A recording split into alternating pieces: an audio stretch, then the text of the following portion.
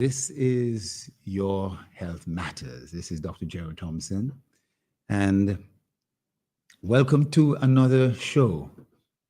Welcome to another program.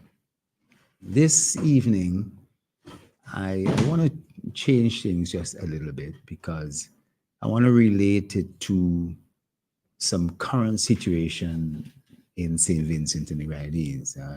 On Monday, during a program, a morning program, I intervened to talk a little bit about a recent death. Let me put it this way. A 10-year-old young lady who passed away in her family home. And it was thought that it's related to a gas leak. And so I want to touch on two aspects of this because I didn't have a lot of opportunity to talk more about it on a different program. And so I wanted to briefly talk about some of the issues, the science in relation to gas leaks, and also some of the psychological reactions in relation to death from relatives, how they may react. It may sound strange that we'll take these two opportunities, but once again, I'm trying to relate it to a real life situation. And firstly, I suppose we still burn coals. We still have wood fires. We still cook in some of the older ways that we used to cook, having a cold pot, especially roasting a breadfruit, putting that on the cold pot, or a goat cook, or boiling a ham. We people tend to put these things on a slow burning fire rather than using up the gas on top of a stove or so. But the use of propane butane gas in tanks for our normal cooking or barbecue grill or whatever the case may be is now become commonplace around the world. And we have to clearly understand that this is a convenience. The stoves with 4 burners, 2 burners, 6 burners are now very convenient. And somebody put something on Facebook the other day that the gas always seems to run out on a Sunday. Kamal, have you heard about that? Hey? The gas always seems to run out on a Sunday morning when you're planning that Sunday afternoon cook. And we have cylinders, big ones and small ones, the ones that carry a certain amount of poundage. That's not what I'm focused on today. I'm focused on the gas. And there are several gases that now are used. There can be propane, there can be butane, or there's a mixture of both. And in today's world, at least in St. Vincent and the Grenadines, maybe most of the Caribbean, we have one single type of gas. You'd be surprised that one company here in St. Vincent really brings in the gas and sells it to the other companies, right? So that really there's just one source, one type of gas here in St. Vincent, whether you have a blue bottle, a green bottle, or what seemed to be a carbon composite bottle, then all these bottles having the same mixture of gas, which seems to be a mixture of propane and butane, so that it burns at a particular speed and flame and gives a certain amount of heat. And it is quite an effective source of cooking. Now, the challenge comes that sometimes the metal container starts to rust and there can be a leak, or the mechanism, the valve, can also leak. And that's why when you are purchasing gas, they take some soapy water and they squirt it over that valve area to see if there's any leak. And if there's no leak, then the purchase could be made. I'm not sure if when the tank gets home, it starts to leak or anything of that nature.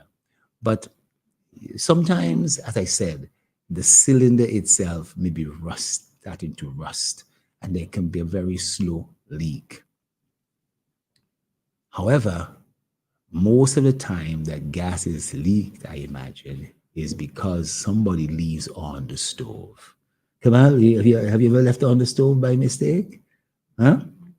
We do that. We do that from time to time, But boy, if you do, make sure you don't have some sort of electric mechanism there. You'd be surprised what they said. At around gas, just from having a cell phone or just from having certain other electronic devices that create a spark, you can actually ignite a gas if there's been a serious gas leak. And if you use a match, if you smell gas and the lights are off, and so don't try and create light by lighting a candle or by using a cigarette lighter or something. So now what they do, they put another gas into the propane and butane that is not going to burn but smells bad, right? And this special substance is put in there deliberately. So if there's a gas leak, you smell that substance that smells like rotten cabbage. That's what gas is meant to smell, because propane and butane don't smell at all. They're odorless. And so a gas leak, you normally will not smell a gas leak if it didn't have this substance in it deliberately put into the tank, deliberately put in the mixture so as to help someone detect if there's a gas leak. So if you turn on your stove and you forget to light it and you come back, you start smelling this funny stuff. It's that smell of some rotten cabbage that being specially put in to the gas mixture. And you just make sure you open up your windows and everything like that, and or fan and make sure you clear that air. Don't light up no lit flame at that time until that whole gas has been dispersed and dispelled. Now, the point I want to make is that propane gas and butane gas is heavier than air. It's heavier than air. So if you leave a stove on and the gas is coming out, you may think it's going to go up in the air and out the window. Well, having a window open will certainly help, but what that gas does, it finds its way down because it's heavier than air. So it will go right down to the floor, right down to the lowest level. And as more gas leaks out, it pushes the air up. And if air isn't coming in from any other source, the air is going to rise. So gas is below and air is above. And if there's no, like suppose there is a vent at the top of the ceiling, well, the air will be pushed out and the gas will rise. And if the window is closed, it will rise past the height of the window, past the height of the top of the window until it reaches the vent. And then that will be pushed out of that vent too. But guess what? All below would be gas. Now, the point I'm making is that if there are persons who are sleeping, like suppose someone is on a bunk bed, then the person who's at the top of the bunk bed, on the top of the bunk bed, will still be breathing air, whereas the person who is on the bottom of the bunk bed will be breathing the gas. What's worse, I want to say, is if someone is on the floor on a mattress that's been pulled out from under the bunk bed and they're sleeping on the floor, someone's on the bunk bed on the bottom level and someone's on the top.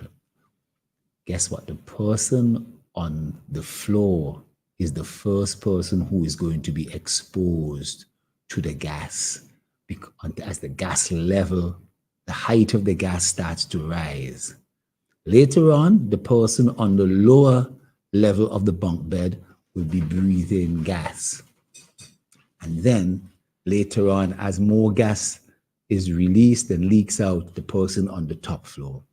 So in that recent episode, and I could be wrong, that where a mother, a 3-year-old, a little baby, and a 10-year-old were all in a room, the chances are that the mother would have been on the bed with the 3-year-old and the baby, and that the 10-year-old would have been on the floor on a mattress because the bed would not have been big for all 4 of them to be on.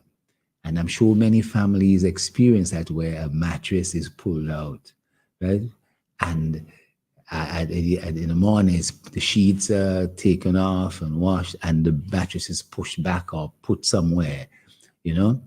So that little child, if my theory is right, would have been exposed to the gas first, and therefore to succumb to the gas. Now, I want to tell you, the propane gas is not toxic. It just displaces the air. We, as humans, we breathe air. Inside the air is oxygen. You know, air is composed mainly of nitrogen, about 79%, and oxygen, at least about 20%. But that's enough that we need, right? You understand what I'm saying? And inside the air, there's also carbon, other things. But if the air you're breathing starts to become increasingly propane and butane gas, then as you breathe in, your lungs, the amount of oxygen that's getting into your lungs and the amount of oxygen leaving your lungs and getting into your blood so that it can become linked with your red blood cells becomes very diminished.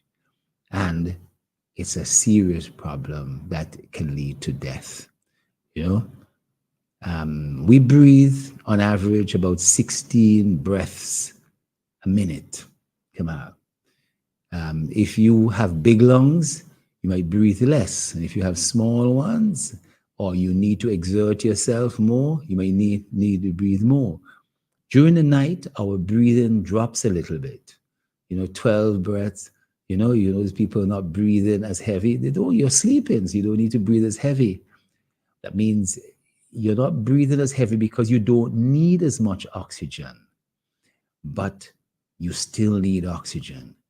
And if the air is replaced with propane gas, then you have a serious problem, and being closer to the floor of either a basement or the ground floor of a house, or if there's nowhere for the air to leak out other than near the roof, then the bottom near the floor will be the first place to become saturated with the gas, because the propane gas and butane gas is heavier than air and would sink to the bottom and push it up.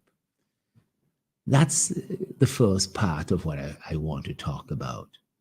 I want to talk about after death, like this, how does one grieve and the whole subject of grief. Let's take a little break and we come back and we talk about grief.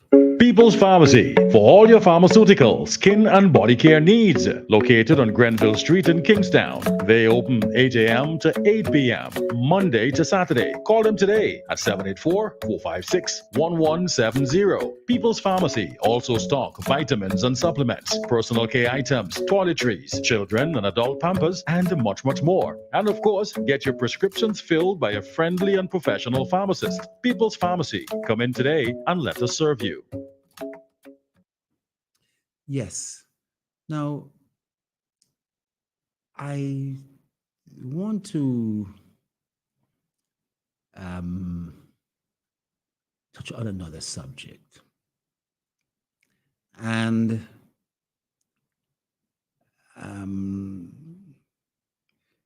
it's the subject of grief. Now, I want everybody to understand that there are 6 stages of grief. And as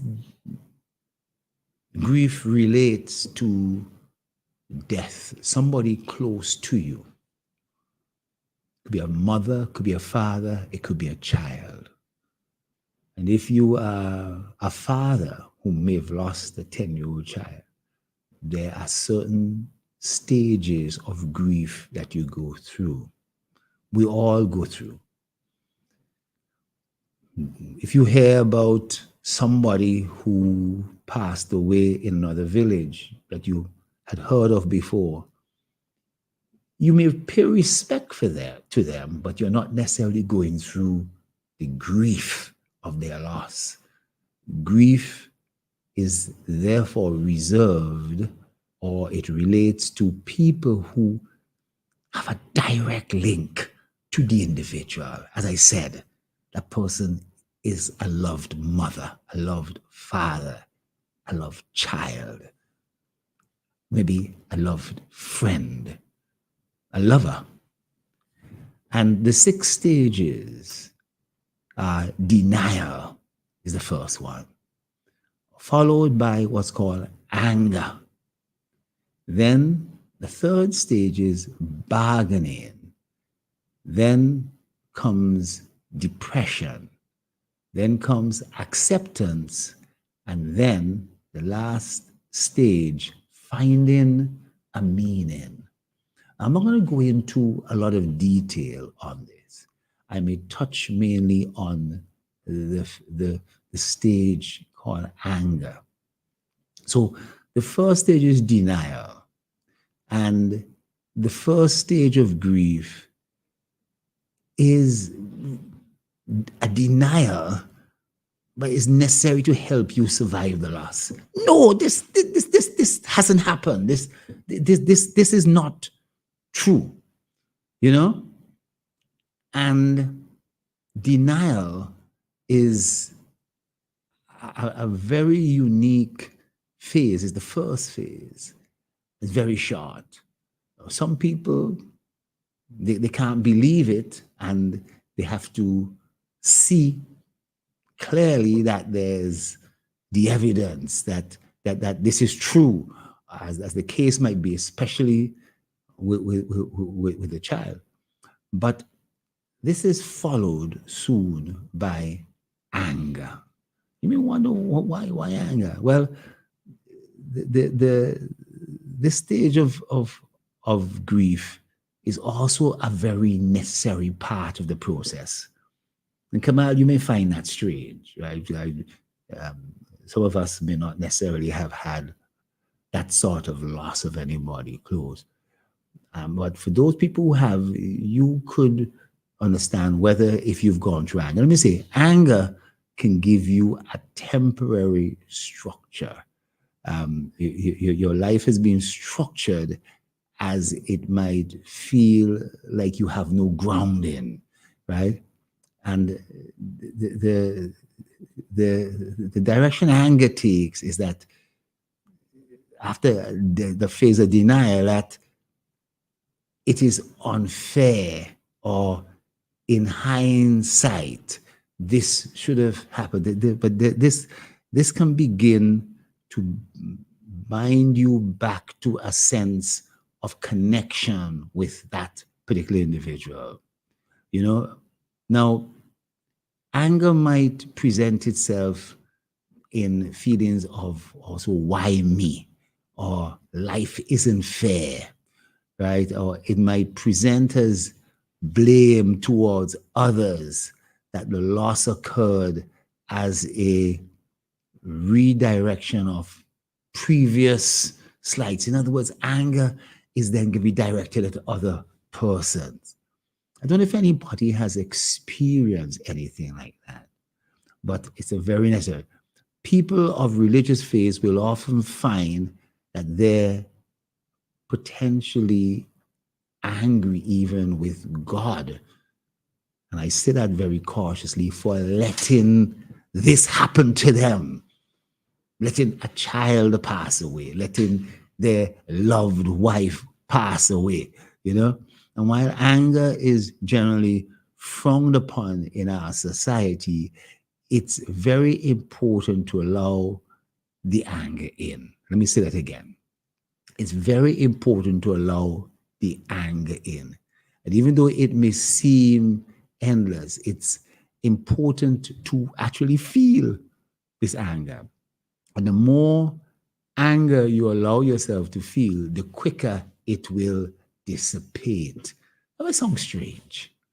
As a process of grief, the phase of anger is an important one. Of course, there are many emotions under the surface of anger, and there's a lot of pain, you know, a lot of pain, but there will be a time to deal with those emotions somewhere down the road. Now, the next phase is important. Bargaining is a form of what we call false hope. And this might sound strange. We've started with you initially go through denial, then you go through a phase of anger, and then you go through this phase of bargaining, right? And as I say, it's a form of false hope. It's a form of negotiating with yourself or with higher powers that serve as a way to try to avoid the grief. The grief is there, all these processes, but you're trying to avoid the grief. And it's a willingness to make a major change in your life to bring things back to the way they used to be. In other words, you start to bargain with yourselves. You understood the anger, but after a short period of time, or sometimes a long period of time, you start to bargain, and it's a kind of a false hope, as said. And there's an example that's given. For example, prior to death, you might bargain that if you just get this disease cured, I'll dedicate my life to helping others. I will start to do good, or something of that nature. Or if you heal my child, I promise I'll be a better mom, I'll be a better dad, I'll be a better person. This is a process that persons would have gone through. And so the bargaining, in essence, somewhat starts a little before. Let me say that, unfortunately, after bargaining, there's a phase of depression. People tend to isolate themselves. I've found that there have been a number of people who have suffered grief, going through grief, and you're trying to reach them, and you can't reach them. They've turned off their phones. And that's nice. That's okay. They have isolated themselves. There may be some family members that are outward and maybe at a different phase. They too may go through that phase at a later stage, but there may be one person who goes through that early and they're depressed, right? And another one went through that very quickly or hasn't gone through that yet. And if there are 4 brothers, 4 sisters, they may behave all differently at different stages. And so all this is okay. And that depression follows that whole bargaining where an individual was saying, bring my mother back and I'll be a good son. You know what I mean? I'll work hard. You know what I mean? I'll do this. But a lot of that is being said to himself. And then when the reality comes in that no, that loved one is gone. There's no need for bargaining anymore. And so an individual goes into this depression. Sadly, some people could stay in depression for a long time. But sometime after, it's followed by acceptance. The 5th stage of grief, acceptance, where one starts to find a way to accept that that loved one has in truth passed away, and once that acceptance is there, we are getting to the end of the grief stage. Now, let me go back again. That first phase of denial, then acceptance, then bargaining, not accepted, of anger, then bargaining, followed by depression, and then acceptance. That essentially, as 5 phases, each phase can take different lengths of time. And it is okay as you go through grief to find yourself in each of these phases. And you will go through each of these phases. Some going through it much quicker than others. And it finally comes down to finding meaning. And, usually by the stage that somebody is being buried, or it might come very after, we tend to find meaning out of eulogies, out of people speaking good about an individual, about people finding and talking about the good things about that individual's life, no matter what age. So if a 3-year-old or 10-year-old dies, we still find ways of saying that child was such a wonderful child. And we start saying, the Lord she's with the Lord right now.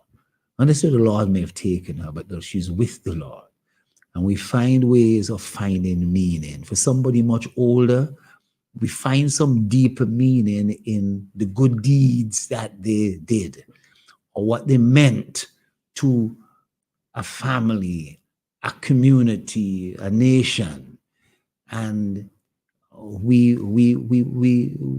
find ways of finding meaning to that individual's life, irrespective of how they passed away, how they died.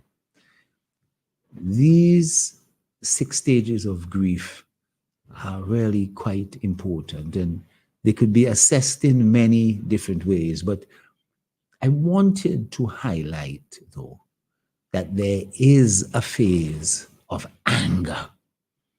there is a phase of anger.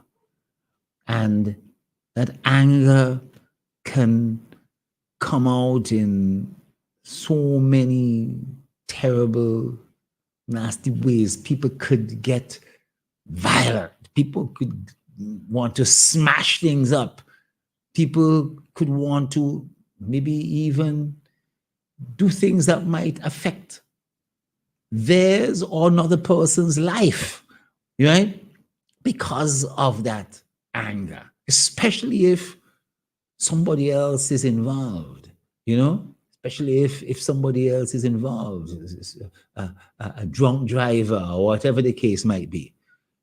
And the anger can take some time to dissipate, but it is followed by that bargaining, by depression, and hopefully by acceptance.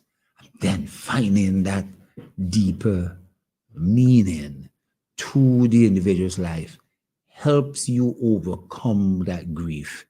If you don't reach that particular stage from a psychological point of view, and you're stuck in one phase or another, and this is where 4 brothers and 4 sisters, they may say, why is this one so angry? Why are you so angry? That is not necessarily normal, but that is a phase that person is struggling with. Or this other individual is depressed and won't come out of their house, won't bathe, won't get out of bed, won't go to work. You know what I mean? Can't go to work. And so in workplaces, we understand that people are going through grief and that we give them time. We don't overindulge them, but at the same time, we understand what they're going through.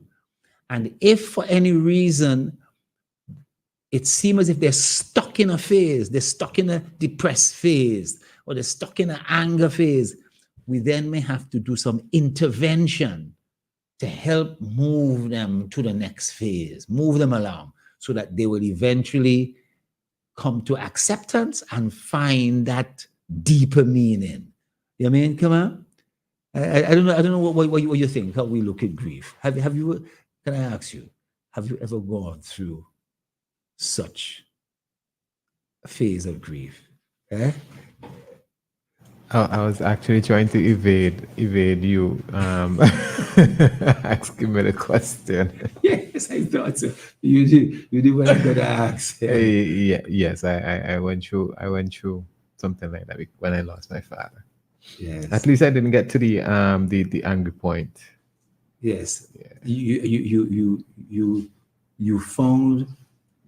Can you reflect back on whether there was a very short phase of anger of any sort, or you probably feel, no, I didn't go through that, you know? Not the anger. I can't recall an anger phase, but I do recall, of thinking of all different possible ways that you could have I could have probably tried to help what happened not happen. Yes. So many things go through your head. Yes. As I said, in that anger phase, it might present itself in a feeling of, why me? Life isn't fair, and it might present as blame towards others that the loss occurred as a redirection of perceived slights or dereliction of duty or whatever the case might be. And as really a fascinating part of people of religious faith, as I mentioned, might often question that religious faith. I know we're followed by a religious program. It's very interesting in the sense that they might get, and I see this, they might get angry with God. You understand? For letting this happen to them. And that is a phase that may not be recognized as being anger, right? it might be as norm. And you know, you really need to move from anger into that bargaining phase, which is unfortunately provides some false hope. You know, that something might happen. You know, especially if somebody has passed and they've been taken to a hospital. I've seen circumstances where the family don't arrive to the hospital or the casualty at the same time as the ambulance. So they're still hoping that a miracle has happened and there's been a revival. You know what I mean? You know what I mean? You're talking about disbelief and acceptance.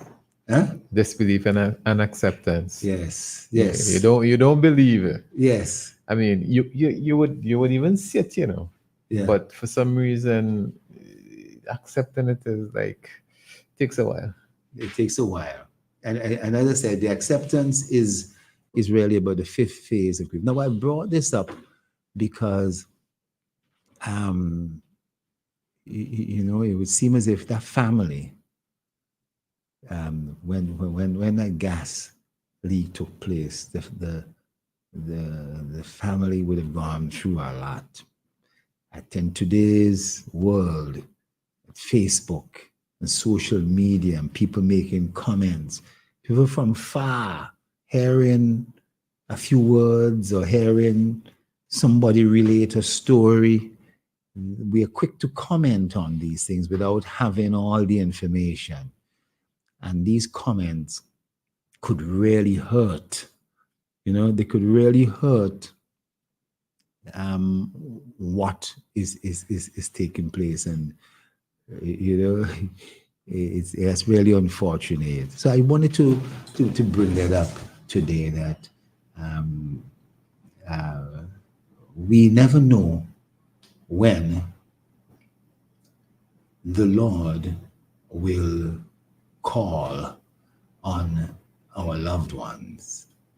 And accidents take place. There's all sorts of health issues that can occur.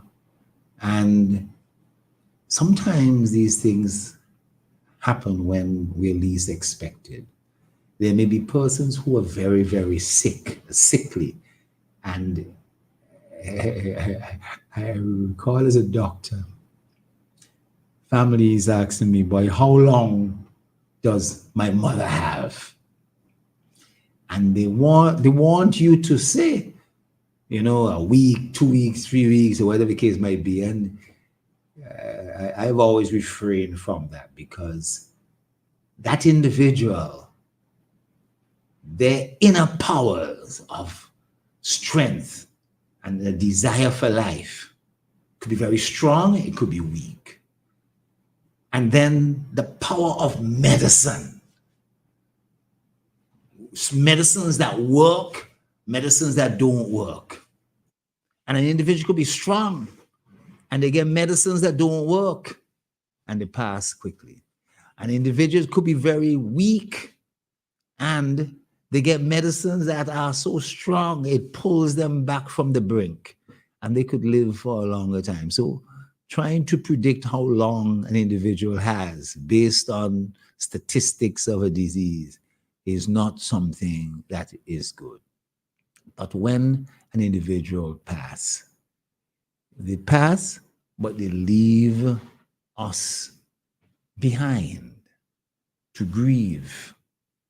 And that grieving process can be very long, stretched out, especially if you may be stuck at one stage of that grief, whether denial, anger, the bargaining phase, going into depression, or finding acceptance, and then finding some deeper meaning to that whole process of the individual's life. If you could find a deeper meaning, it means too that you're able to move on. with life in a healthier manner.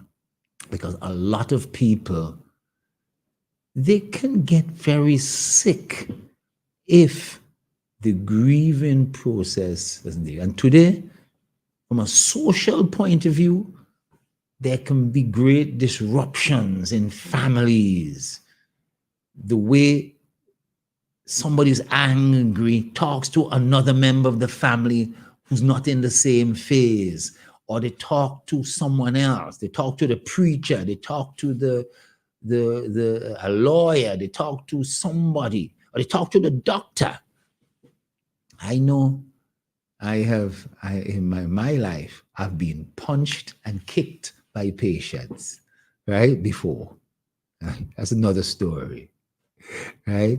But all that is really part of grief. So, ladies and gentlemen, I hope that today you've learned a little bit about cooking gas and how it behaves, and the fact that there's a substance in it that smells bad. It's not the cooking gas that smells bad, but something's been deliberately put inside it so you could smell it quickly, like rotten cabbage. You're able to open up your windows and so. I'm not saying never to sleep on the floor. That's not the intention today. I have a mattress on the floor, but I wanted to explain that propane gas drops down. But then, in terms of families, I want you to recognize the subject of grief, denial, anger, bargaining, depression, acceptance, and finding that deeper meaning to that individual's life. I hope that those who may still be struggling with any of these stages move to try and find that deeper meaning in the individual's life and move on with your life, even though you have fond, wonderful memories of that individual. Thank you very much, ladies and gentlemen, and a good night to you. People's Pharmacy, for all your pharmaceutical, skin and body care needs. Located on Grenville Street.